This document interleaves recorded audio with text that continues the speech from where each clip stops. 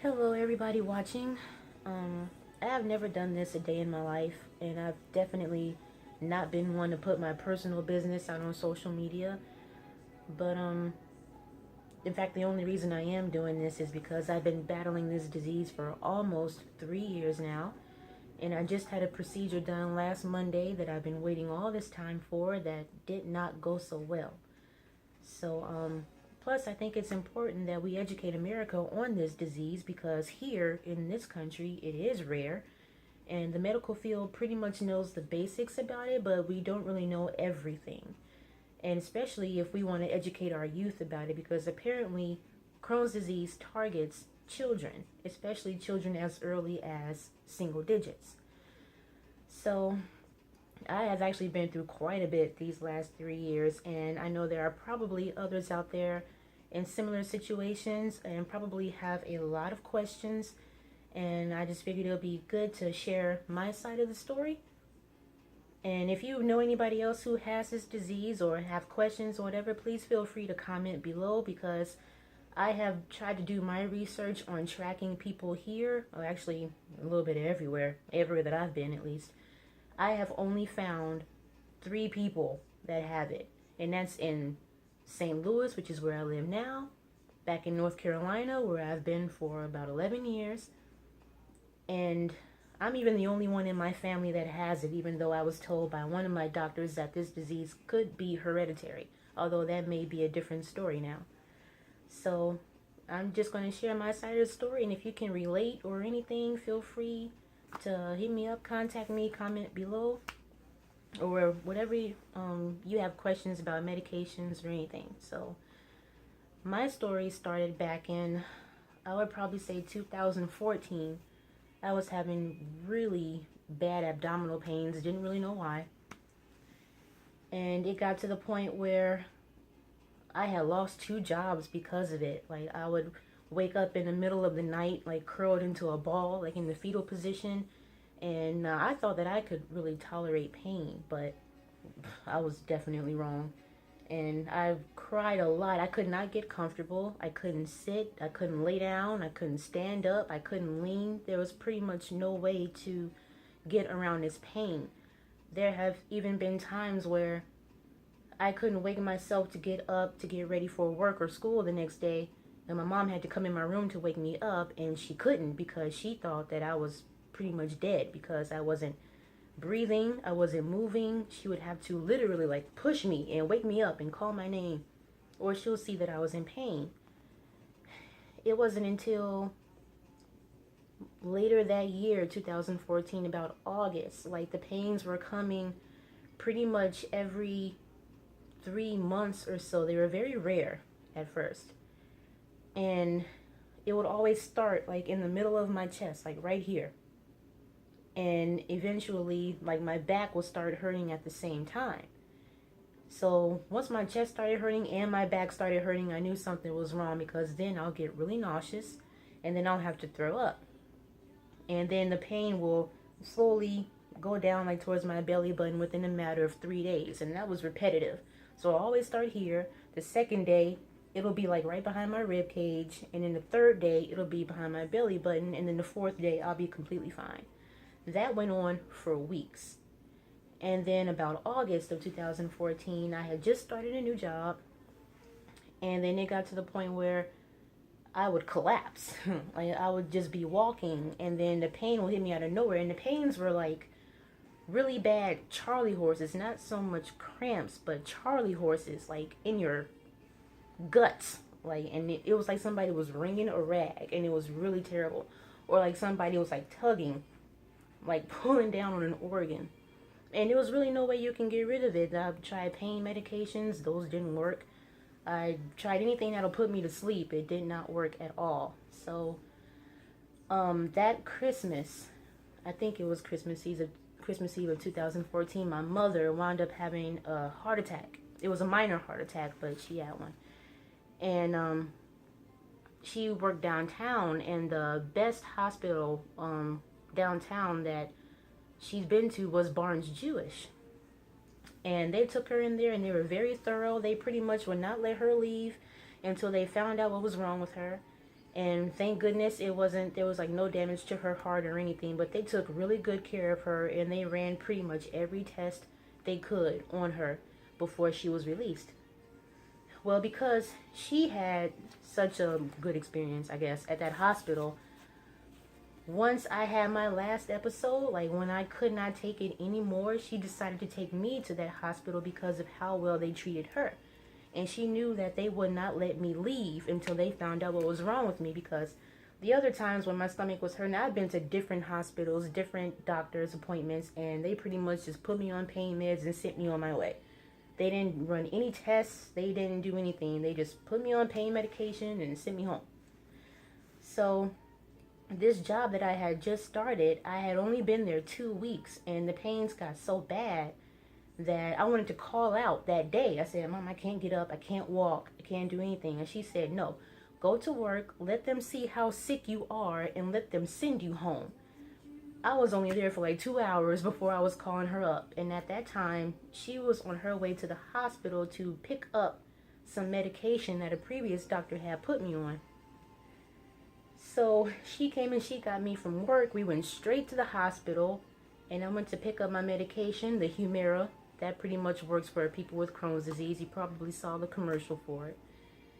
And I was just supposed to pick up my medicine, and then I wound up having an episode right there in the doctor's office. Like, I was holding my stomach, and before all this happened, like, I would go long periods of time without eating. I mean, the sight of food, the smell of food, it would just make my stomach hurt even more. I think I would go about 3-4 weeks without eating anything.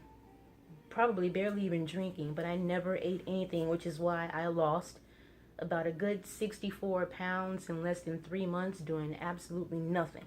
That's where it all started. Like, my weight dropped drastically. And after that, I got to the point where I had had enough. I could no longer take it. On the car ride to the hospital, I was in so much pain that I actually think I fainted and passed out a couple times, and my mom was trying to keep me conscious, and she was calling my name and pushing me back up against the seat, just making sure that I was still alive. And then when we finally got there, I was so weak to get out the car, they had to wheel me upstairs, and I was supposed to just be going to get my medicine. No doctor's appointment, no anything. I go up there, they run tests on me, and I'm in so much pain I can't even talk. And then it got to the point, out of nowhere, the worst pain I have ever experienced came right back into like the pit of my stomach, and I just broke down. I was screaming, I was hollering. The nurses who were just taking my vitals down the hallway, they ran into my room. Other doctors are running, trying to look for my specialty doctor, trying to call her because she was with another patient. So everybody was looking for her. All the nurses were looking for her. Like, regular patients who were just leaving their doctor's appointments, they were rushing looking for other people too. And next thing I know, everybody is in my room trying to calm me down. Meanwhile, I'm crying hysterically, and my mother sees that I'm in so much pain. She takes my head, and all she does is like buries it in her chest, and she's like, please help her. Please, just help her, please. And I can feel her tears like running down my face, and I'm crying. I got tears running down my face. The nurses are just standing there, and they're kind of like tearing up because they don't know what they can do. They couldn't do anything, really. And then next thing I know, I'm admitted. Right away, I'm admitted. And then the doctor comes back in after I'm calmed down on pain meds and I'm all doped up and stuff. And she comes in there with this chart of the human digestive system. And she's explaining to my mom, I guess, I didn't know at the time, but I guess they pulled my mother out of the room to tell them what they were about to diagnose me with. And they took her out and they said, hey, have you ever heard of Crohn's disease? And she said, no, what the heck is that? And they told her. Next thing I know, she's coming back in along with my doctor and the chart. And she's telling me that I have inflammation, meaning like my intestine, my large intestines, my colon, everything is pretty much swollen. And that's what's causing all this pain. I also had this thing called a fistula. To this day, I'm still not sure what a fistula is. But the way I've seen pictures of it and I describe it, it looks like a spider web, I guess, that's connected from one organ to the other. So I had a fistula that was causing all the pain, and it was connected from my large intestine to my bladder. And not only that, but my organs were sitting on top of each other like this. So this will be my large intestines and this will be my bladder, and they were kind of rubbing, like overlapping, when they're supposed to have like a small little gap like in between, but yet they were sitting right on top of each other, and that's what was causing my pain.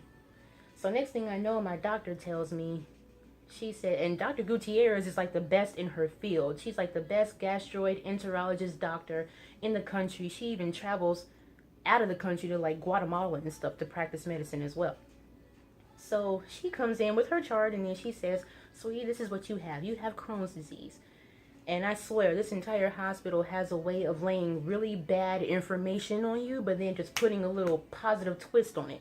Because she said, "You have Crohn's disease. This is what you have. This is what it is." And then she said something to the effect of, "This is what we're going to do to you. You're going to have to do this. You're going to have to do that. We're going to take this out. We're going to do this. We're going to do that. But you're going to feel so good after. You're going to feel so much better. All the pain is going to be gone." And all I'm thinking is like, what the hell is she saying, Mom? Like, what's going on? So after she tells us what this surgery is going to be about, I was diagnosed, admitted, and had surgery all pretty much within the same day. I didn't even understand, I couldn't even remember the name of the disease by the time I was getting ready for my surgery. So they take me in there, and to this day, I still don't even know the name of the procedure, but they pretty much removed the fistula off of my bladder.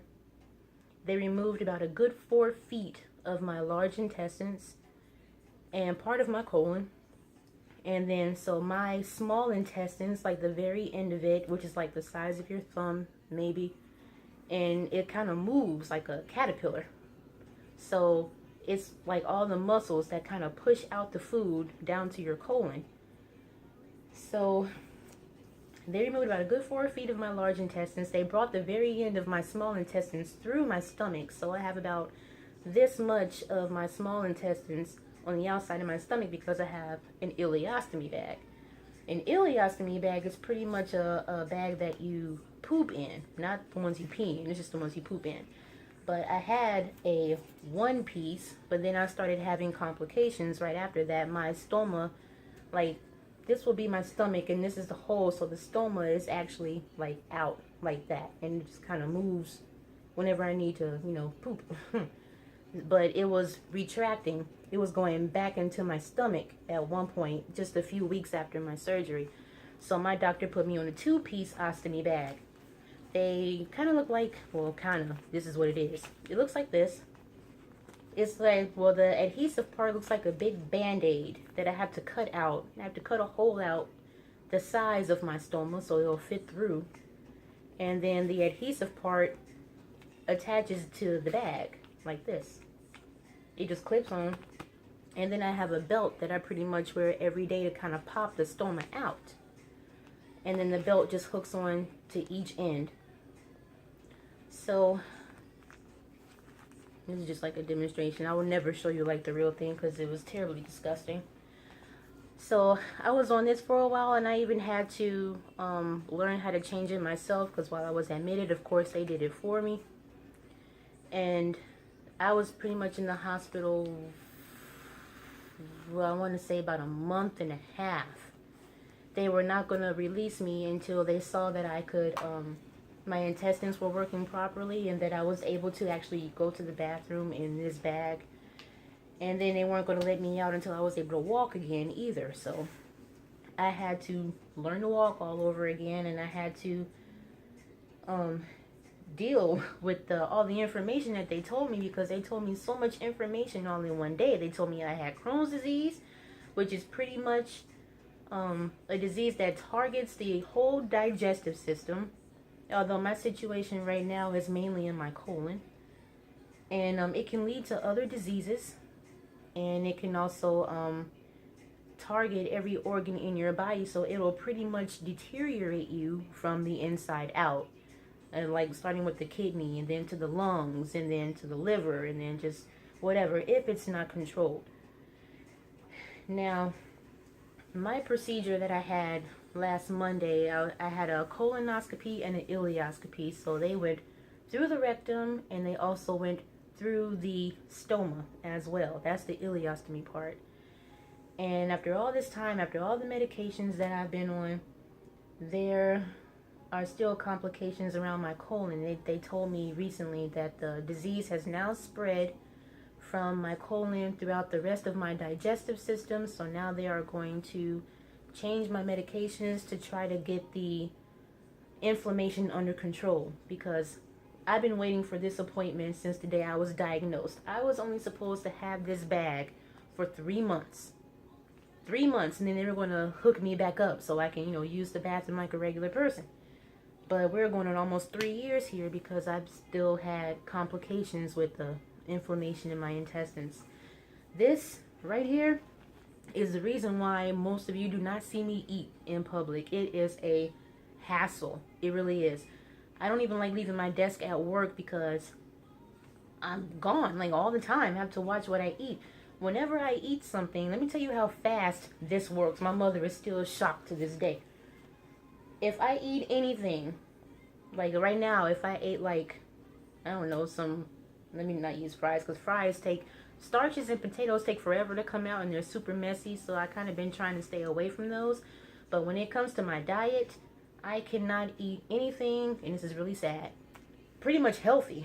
I cannot have any vegetables whatsoever. In fact, take that back. I can only eat cooked carrots, and who the hell wants to eat cooked carrots? Like, I don't. But other than that, I can't eat any vegetables, anything that's rough like lettuce or broccoli or cauliflower. I can't eat anything with seeds, anything with nuts. So you can only imagine like what. And my favorite food is sushi. And like, you telling me I can't have vegetables and seaweed and all that? I mean, I know y'all probably don't like that, but it's my favorite. But I have not had some fresh vegetables in almost 3 years. If I do have them, I have to cook them to a mush. And that's only now. When I was first diagnosed and first had my surgery, I couldn't have them at all. But because I've had this bag for so long now, I can slowly like incorporate certain things back into my diet. But yes, this is definitely the reason why you all do not see me eat in public unless I do not have to go to work the next day. And I always have to carry an extra one with me because over the years, these things have leaked on me quite a few times.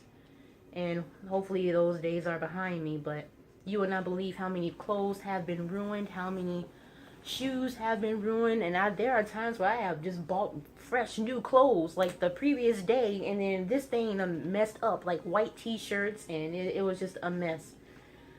But it's definitely been rough. I've been in the hospital. I've been hospitalized quite a few times after my surgery, mainly because I also had apart from the laparoscopic surgeries as well to remove parts of my large intestines, I also had a C-section. Oh, this is a good example. The little bear that my coworker gave me. So it's the same C-section procedure as if you were giving birth, and they definitely cut me like from side to side and to remove the fistula, of course, and that took forever to heal. Like, no woman wants that, like, for real. And to this day, it's been like almost 3 years, and it still has not healed like all the way back. But then I don't like the way my surgeon put me back together because he used glue instead of like, I don't know, stitches or anything. But other than that, that's been one complication. And then a couple weeks later, I had pneumonia. And then a couple weeks after that, I was right back in there for some wounds that needed to be dressed. And then the most recent, I was in there, I started over the holidays, I started having issues with my heart. And I knew that was related to Crohn's too. So I had rapid like heart rate like every day. And I would just be sitting there doing nothing, and my heart would beat so fast that I'll just be sitting here and I can literally feel it like about to burst out of my chest. And I couldn't control my breathing, and I thought I was having like panic attacks or anxiety attacks, but to this day they still don't know what it was. Story of my life. I go to the hospital and they don't know what's going on with me. And then most recent, last May, I had 2 strokes.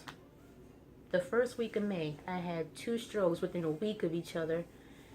And they said that I had to see a neurologist, and they told me that I had a blocked artery on the right side of my brain.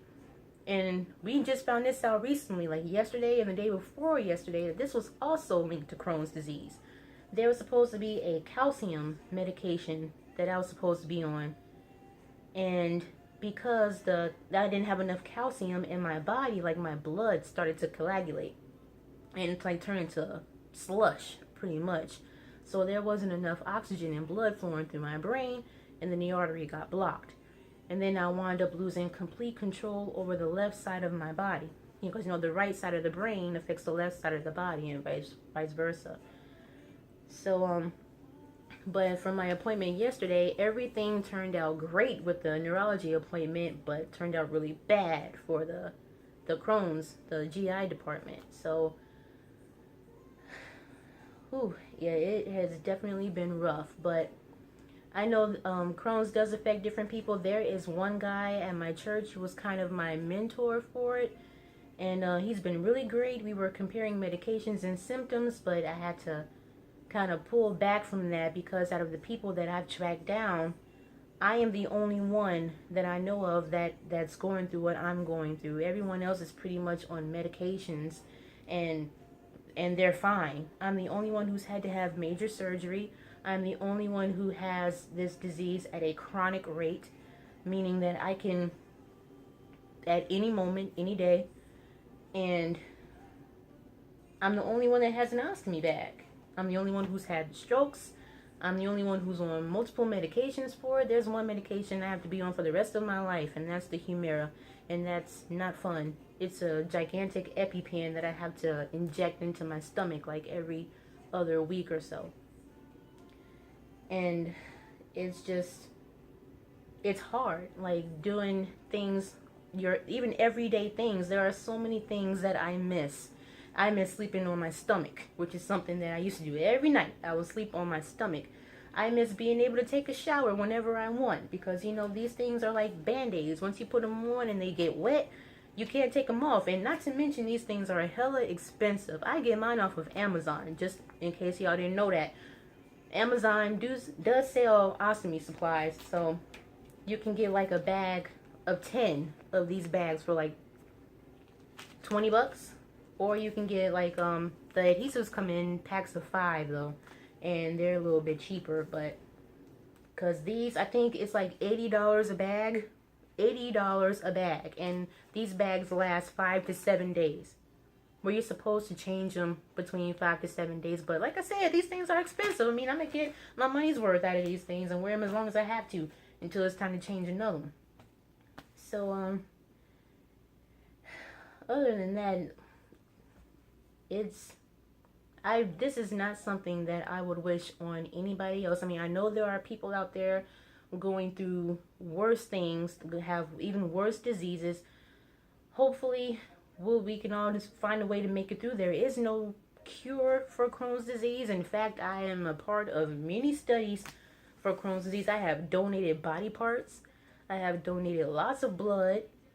I always take surveys just to see how I'm doing afterwards, almost after every appointment. And I've even checked recently to see if there was any dent or anything, even if they've come close on anything for a cure, and they are nowhere near it. But I know this disease targets children pretty much, and there are so many people these days who have been misdiagnosed, at least since like going back to the 80s, 70s, 80s. There are some celebrities who had it, like you all probably don't remember her, but Caroline, the little girl from the Poltergeist movies, she had it. She actually died from it on the operating table. So there's just a lot that we can just be educated on about this, and I really encourage everyone who has this disease to just share as much information as possible, because this disease affects everyone in a different way. There's just so much to be heard. I mean, again, out of all the people that I've tracked down, I'm the only one going through my situation. Nobody else has it as severely as I do, and I still don't know why. I have tracked down my family history on both sides. There is nobody going through anything similar to what I'm going through. I know my mother's mother, if I got that correct. I think she had, no, not my mother's mother, my great-grandmother on my mother's side. I think she died of colon cancer. That's probably the closest thing related to what I'm going through. But it's hard doing everyday things other than the sleeping on my stomach every night, taking a shower whenever I want to, because I showered every day, sometimes twice a day, and I miss that hot water just pouring on my face for like 20 minutes. I really do. But you can't do that when you have your small intestines on the outside of your stomach. You gotta hurry up and put a new bag on, otherwise you got crap literally falling on your feet, and that is no fun. Not only that, I miss being able to go swimming. And God, I can't even remember the last time I was actually in a pool and swam, other than just sitting in there like waist deep. I miss eating vegetables. I miss eating healthy. I miss working out. I can't even work out the way I want to because your movements and your body movements are limited when you have stuff like this on, especially if there is something in the bag. There's only so many directions and positions you can put your body in.